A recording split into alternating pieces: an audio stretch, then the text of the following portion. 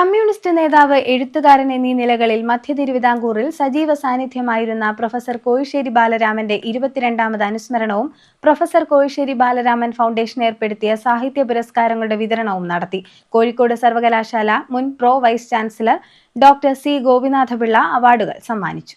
കലാ, സാംസ്കാരിക, വിദ്യാഭ്യാസ, സാഹിത്യ മേഖലകളിൽ നിറസാന്നിധ്യമായിരുന്ന പ്രൊഫസർ കോഴിശ്ശേരി ബാലരാമന്റെ സ്മരണയ്ക്കായി ഏർപ്പെടുത്തിയ സാഹിത്യ പുരസ്കാരം ഡോക്ടർ മ്യൂസ് മേരി ജോർജിനും പ്രദീപ് കോഴിശ്ശേരി, യുവപ്രതിഭാ പുരസ്കാരം സീതാമോഹനും കോഴിക്കോട് സർവകലാശാല മുൻ pro vice chancellor doctor C Gopinathapillai സമ്മാനിച്ചു. സാറിൻ്റെ സാഹിത്യ പ്രവർത്തനം അദ്ദേഹത്തിൻ്റെ സാമൂഹിക പ്രവർത്തനത്തിൽ നിന്നും വേർതിരിക്കാൻ കഴിയാത്തതായിരുന്നു. അദ്ദേഹത്തിൻ്റെ കവിത സാമൂഹ്യ പ്രവർത്തനത്തിൻ്റെ, സാമൂഹ്യ പരിവർത്തനത്തിൻ്റെ ചാലകശക്തിയായി മാറിയിട്ടുണ്ട് എന്നത് സത്യമാണ്.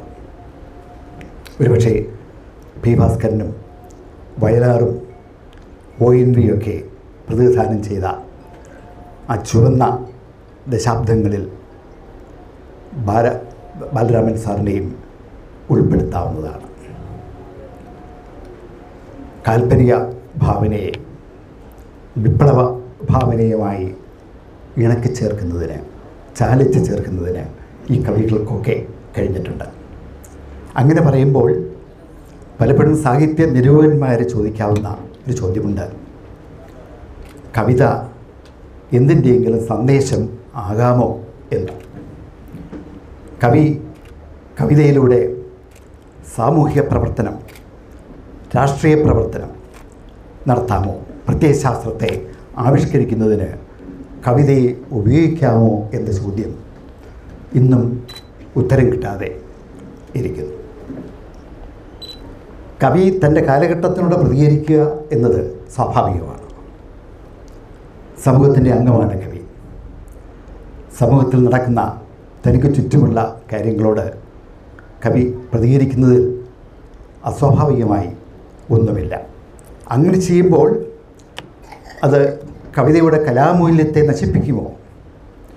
കവിതയുടെ ശില്പസൗന്ദര്യത്തെ അത് ഇല്ലാതാക്കുമോ എന്നതാണ് വിമർശകരുടെ സംശയം. CPI ജില്ലാ സെക്രട്ടറി അഡ്വക്കേറ്റ് S. സോളമന്റെ അധ്യക്ഷതയിൽ foundation chairman N. Sukumarapillai, secretary Kumbalath Madhukumar, doctor P.K. Janardhanakurup, doctor Muhammad Taha, S. Rajendran, KG Santhosh, advocate N. Sreekumar, advocate A.S. Sunil, doctor KB Pramod Kumar, advocate R. Harikumar എന്നിവർ സംസാരിച്ചു. CDNet news, Kayamkulam.